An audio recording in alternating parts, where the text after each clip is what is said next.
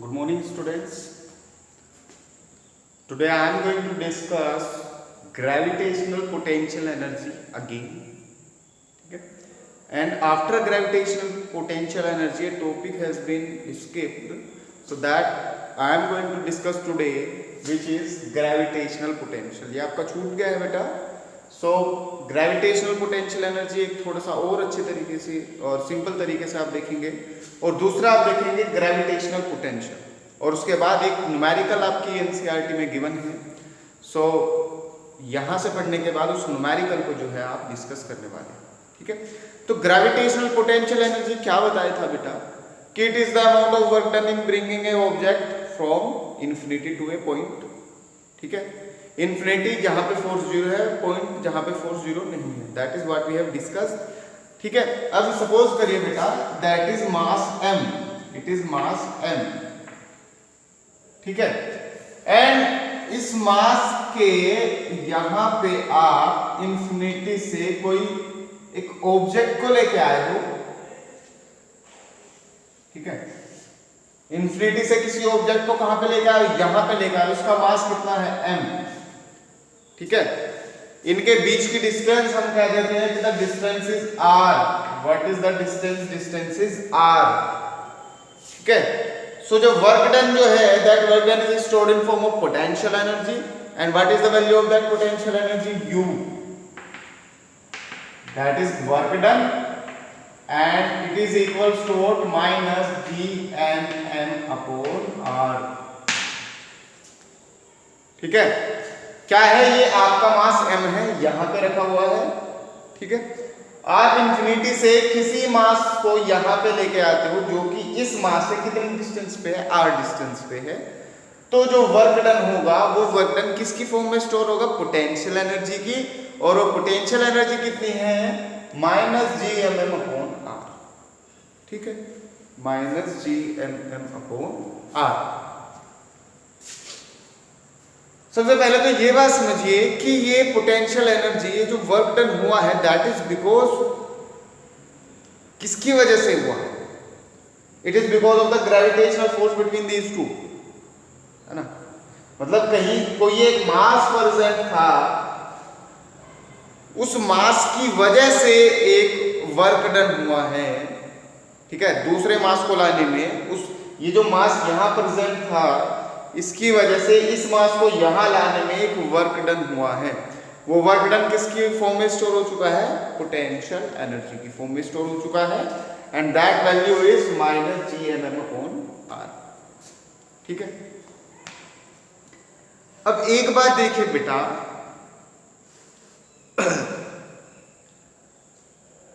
अगर मैं ज्यादा बड़ा मास लेके आता हूं, ये पोटेंशियल एनर्जी क्लियर है. इस मास से ये मास इतनी दूरी पे है और ये r है. अगर ये मास प्रेजेंट ना होता तो कोई वर्क डन नहीं करना पड़ता, और कोई वर्क डन नहीं करना पड़ता तो potential energy will be zero. Okay. अभी एक बात समझिए, अगर मैं यहां पे ज्यादा बड़ा मास लेके आऊं, समझ रहे हो, यहां पे छोटा मास लेके आए हैं तो वर्क डन क्या करना पड़ेगा? कम करना पड़ेगा. If a small amount of mass, small object is being taken from infinity to this point, then less work will be done. And if a larger mass, larger object is bringing from infinity to that point, means large amount of work. Okay? समझ रहे हो? अरे समझ रहे बेटा. अगर मैं ये वाला, इस वाले मास को कांस्टेंट रखते हैं, इस वाले मास को क्या करते हैं? कांस्टेंट रखते हैं. अगर ये वाला मास छोटा है, if the object is small, if it has a less mass, then work done will be less. कम काम करना पड़ेगा. ज्यादा बड़ा मास लेके आओगे, ज्यादा बड़ा मास लेके आओगे तो ज्यादा काम करना पड़ेगा. समझ रहे हो? कम मास लेके आए तो कम काम करना पड़ेगा, ज्यादा मास लेके आओगे ज्यादा काम करना पड़ेगा. ठीक है. It means the amount of work done, the amount of work done, इस मास को लाने में जो amount of work done है that is dependent on mass. This mass that is directly proportional of this mass.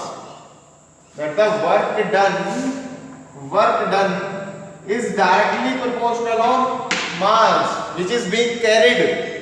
जो मास आप लेके आ रहे हो the mass that you are bringing from infinity to this point, that work done is dependent on what? The mass which is being carried. जिस मास को आप infinity से इस पॉइंट तक लेके आए हो, वर्क डन कितना होना है ये उस मास पे डिपेंड करता है। भाई आप छोटा मास लेके आओगे तो वर्क डन कम, ज्यादा बड़ा मास लेके आओगे तो वर्क डन ज्यादा। It means work done is directly proportional to that the mass which is we are bringing from infinity. Okay, work done is directly proportional to the mass that we are bringing from infinity. It means there will be a constant. जब आप proportional का sign हटा देंगे that there will be a constant. So यहाँ पे ये जो constant है that is km. इस constant को लिख देते हैं बेटा v. क्या लिखा जाएगा? v. And that V is known as gravitational potential. ठीक है, समझ रहे? कितना काम करना पड़ेगा ये इस बात पे डिपेंड करता है कि कितना बड़ा मास आप लेके आए। छोटा मास लेके आए कम काम करना पड़ेगा, बड़ा मास लेके आए ज्यादा काम करना पड़ेगा। मतलब work done is directly proportional to the mass जो आप लेके आ रहे हो इंफिनिटी से किसी पॉइंट पे।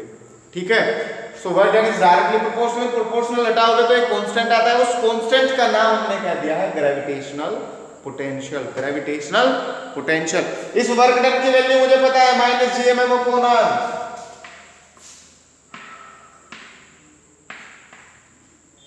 -gmm upon r that will be equals to vm।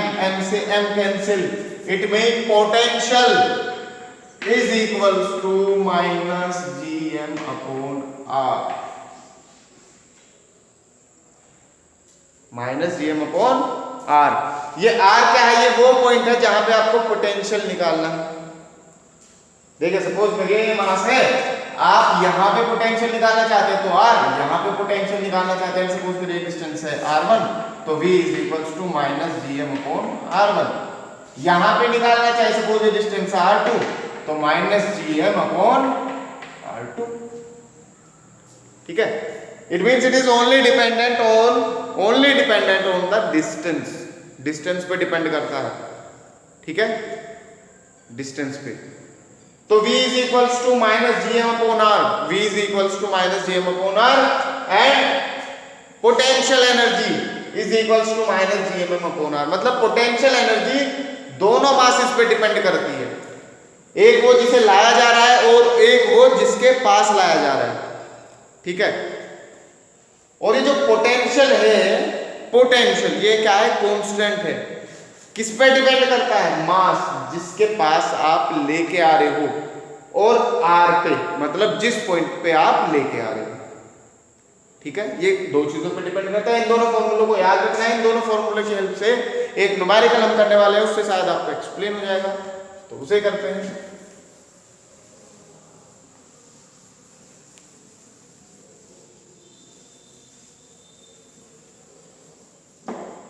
चलिए एनसीईआरटी में पढ़ा है बेटा कि ये इस तरह से स्क्वायर है और इस स्क्वायर के चारों वर्टिसेस पे, चारों कॉर्नर्स पे मास m आपको लेके आना है।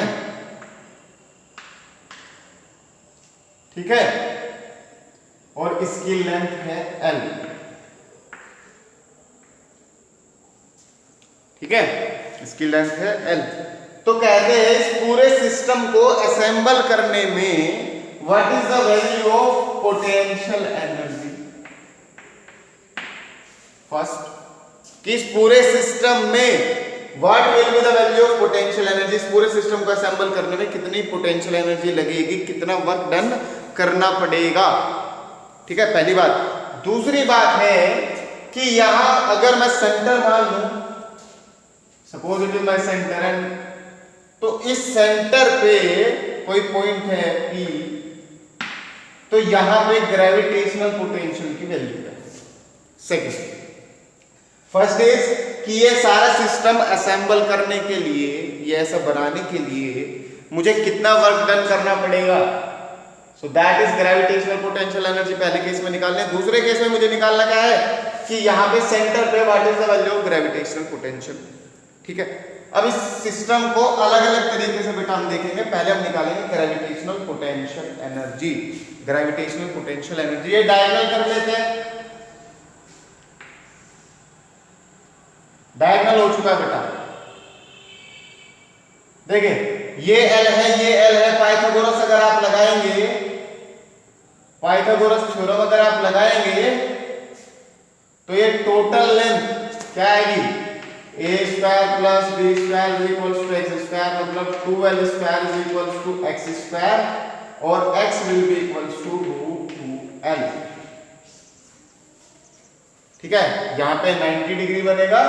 90 डिग्री बनेगा तो ये बेस, ये परपेंडिकुलर, ये हाइपोटेनियस। तो बेस का स्क्वायर प्लस परपेंडिकुलर का square is equal to hypotenuse का स्क्वायर। हाइपोटेनियस मुझे निकालनी है x स्क्वायर, तो l square plus l square is equal to, तो x यहां से यहां तक कितनी है डिस्टेंस, रूट 2l। कितनी है, रूट 2l। यहां से यहां तक कितनी है, रूट 2l। और यहां से यहां तक कितनी आ जाएगी, रूट 2l का हाफ। ठीक है, यहां से यहां तक क्या है, रूट 2l। और अगर मैं P पॉइंट की बात करूं तो ये आ जाएगी रूट 2l का हाफ, आधा।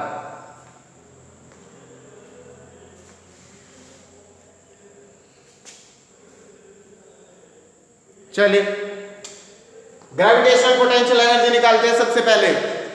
ठीक है, तो इस सिस्टम को असेंबल करने के लिए सबसे पहले मैं काम क्या करता हूं, यहां ध्यान दीजिएगा। ऐसा सिस्टम बनाना है, लेकिन मैं स्टेप बाय स्टेप करने वाला हूं। सबसे पहले मैं मास m को यहां लेके आ गया। अब क्योंकि मास m जब आप लेके आओगे तो कोई और मास प्रेजेंट नहीं है। अब जब कोई और मास प्रेजेंट नहीं है तो ग्रेविटेशनल पोटेंशियल एनर्जी क्या होगी, जीरो। क्योंकि ग्रेविटेशनल पोटेंशियल एनर्जी दो मास के बीच में लगती है, दो मास पे डिपेंड करती है। अब दूसरा मास नहीं है तो बेटा जाहिर सी बात है कोई वर्क डन नहीं करना पड़ेगा। तो वर्क डन क्या हुआ, जीरो।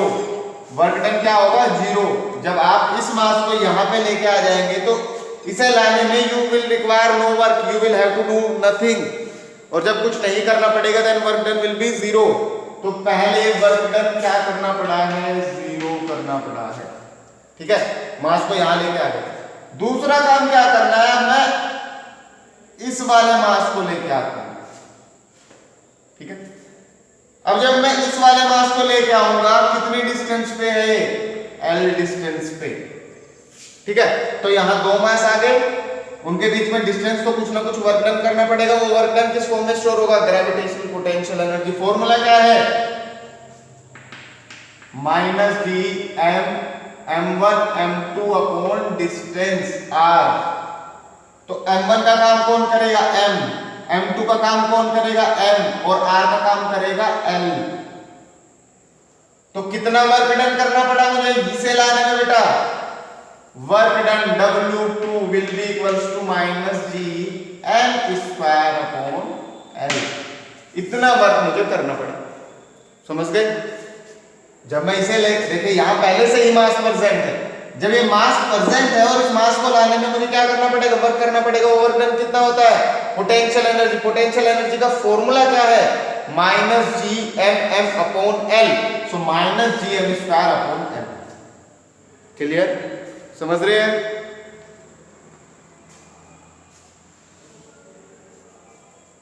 अभी थर्ड मास को लेके आइए।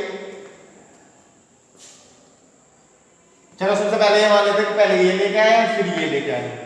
अब इस मास को लेके आए बेटा, तो इस मास को आप लेके आएंगे यहां। अब जब देखिए इस मास को लेके आएंगे तो इसके लिए दो मास प्रेजेंट है, दो के अगेंस्ट काम करना पड़ेगा।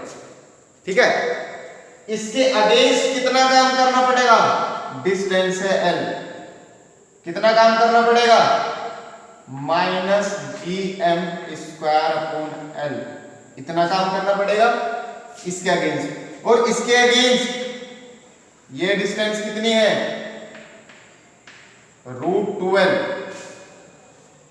तो इसके अगेंस्ट कितना काम करना पड़ेगा, minus G M square upon root 2l। क्योंकि फॉर्मूला क्या है, फॉर्मूला है minus G m1 m2 upon distance r। तो जब आप इसे यहां लेके आओगे तो एक वर्ग इसके अगेंस्ट करना पड़ा, तो m1 m2 सो mm और डिस्टेंस कितने हैं इन दोनों के बीच में l, तो कितना वर्क डन, इतना वर्क डन।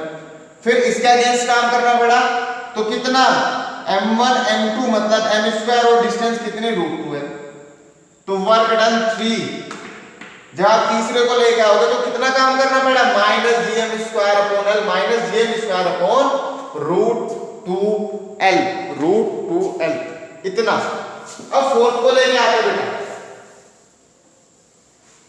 फॉर्मूला वही लगेगा, फोर्थ को लेके आएंगे। देखिए फोर्थ को यहां लेके आएंगे। अब जब फोर्थ यहां आएगा तो इसके लिए 3 मास प्रेजेंट है, मतलब 3 वर्क डन इसे करने पड़े होंगे। 3 मास प्रेजेंट है, एक मास ये, एक मास ये और एक मास ये, ठीक है, एक मास तो ये, तो इसके अगेंस्ट कितना काम करना पड़ा, W4 लिख देता हूं मैं, माइनस जी m1 m2 मतलब m square upon distance, distance क्या है इन दोनों के बीच में l, इसके अगेंस्ट काम करना पड़ा इतना। फिर एक काम करना पड़ा इसके लिए कितना करना पड़ा, minus G m1 m2 upon distance, distance इसमें भी क्या है l। तो जब आप इसे लेकर आओगे इसके अगेंस्ट काम करना पड़ा, इसके अगेंस्ट काम करना पड़ा, तो दो के अगेंस्ट हो गया। तीसरा बचा ये, इसके खिलाफ भी करना पड़ेगा, इसके लिए भी वर्क करना पड़ेगा, और इसकी डिस्टेंस क्या है √2l, क्या है √2l। तो इसके अगेंस्ट कितना, minus gm square upon √2l इतना, ठीक है। पहले को लेके आए कोई मास परसेंट नहीं था तो वर्क डन 0, दूसरे को लेके आए तो ये परसेंट था, ठीक है, ये पहले से ही परसेंट था, इसे लेके आओगे तो कितना वर्क डन इतना। जब तीसरे को लेके आओगे तो 2 मास परसेंट है, इसके अगेंस्ट काम करना पड़ेगा, इसके अगेंस्ट काम करना पड़ेगा, तो इसके अगेंस्ट कितना इतना और इसके अगेंस्ट कितना इतना। फिर जब तीसरे को फोर्थ को लेके आओगे तो 3% है, तो 3 वर्क डन होंगे, ये इसके आगे, फिर इसके लिए और ये इसके लिए, तो ये 4 वर्क डन है। तो टोटल वर्क डन निकाल लेते हैं, total work done W, that is W1 plus W2 plus W3 plus W4 and that is the gravitational potential energy, gravitational potential energy. ये आप कर लेना, ग्रेविटेशनल पोटेंशियल एनर्जी की वैल्यू आपके पास आ जाएगी। ओके, क्लियर, समझ गए, ठीक है। तो total energy that is gravitational potential energy, that is W1 plus W2 W3 W4। W1 कोई काम नहीं करना पड़ा कोई, क्योंकि मास परसेंट नहीं था। दूसरे को लेकर आओगे तो 1% है, 1 वर्क डन। तीसरे को ले आओगे 2% है तो 2 वर्क डन। फोर्थ को लेकर आओगे तो 3 मास परसेंट है तो 3 work done. Total work done this W1 plus W2 plus W3 W4 and that is stored in form of potential energy. Done. फिर आता है ग्रेविटेशनल पोटेंशियल पे, पोटेंशियल पे। पोटेंशियल का formula V minus Gm upon R, ठीक है। वो मास और डिस्टेंस जहां पे आपको निकालना है और किसी चीज पे डिपेंड नहीं करता है, तो मास m1 m, m2 m, m3 m, m4 m कहां निकालना है, सेंटर पे। तो इसके लिए पोटेंशियल, इस वाले के लिए पोटेंशियल सपोज करिए ये R है, तो इसके लिए पोटेंशियल कितना आया, V1 क्या आएगा, माइनस Gm अपॉन R। इसके लिए पोटेंशियल ये आ गया। सिमिलरली इसके लिए पोटेंशियल, अगर ये आ रहा है तो ये भी R होगी, तो V2 will be minus Gm upon R। इसके लिए पोटेंशियल ये भी आ रहा है तो V3 minus Gm upon R, और इसके लिए पोटेंशियल इस पॉइंट पे तो ये भी आ रहा है, तो V4 is equals to minus Gm upon R। Total potential V is equals to V1 plus V2 plus V3 plus V4। चारों ही सेम है, तो जब चारों को ऐड करोगे so that will be -4gm/r, -4gm/r। r क्या है, यहां से यहां तक की डिस्टेंस, और यहां से यहां तक मुझे पता है कितनी है, √12 है। यहां से यहां तक कितनी है, √12। तो यहां से यहां तक r जो है इसका क्या हो जाएगा, आधा, हाफ। सो यहां से अगर आप इसे कैंसिल करोगे तो l/√2, ठीक है। तो r will be equals to l/√2। So v will be equals to -4gm/l/√2। आपका चला जाएगा ऊपर। So that is the value of work, potential at point P, ठीक है। क्योंकि पोटेंशियल बेटा केवल किस पे डिपेंड करता है, इस मास पे और उस पॉइंट के डिस्टेंस पे जहां पे पता करना है। तो ये इन पे डिपेंड नहीं करेगा। इसके लिए निकाल रहे तो केवल इस पे डिपेंड करेगा, इतना। इसके लिए निकाल रहे तो इस पे डिपेंड करेगा, इसके लिए निकाल रहे तो इस पे सिंपल। पोटेंशियल एनर्जी सब पे डिपेंड करती है, क्योंकि पोटेंशियल एनर्जी दूसरे मास पे भी डिपेंड करेगी, समझ रहे हो। तो वहां से वो वर्क डन निकालना है, यहां से पोटेंशियल निकालना है। तो इस तरह से ऐसे आप बेटा न्यूमेरिकल्स कर सकते हैं on potential energy and gravitational potential, ठीक है। आई होप ये आपको समझ आएगा। इन केस इसमें कोई भी डाउट आते then you may ask me. Till then have a good bye.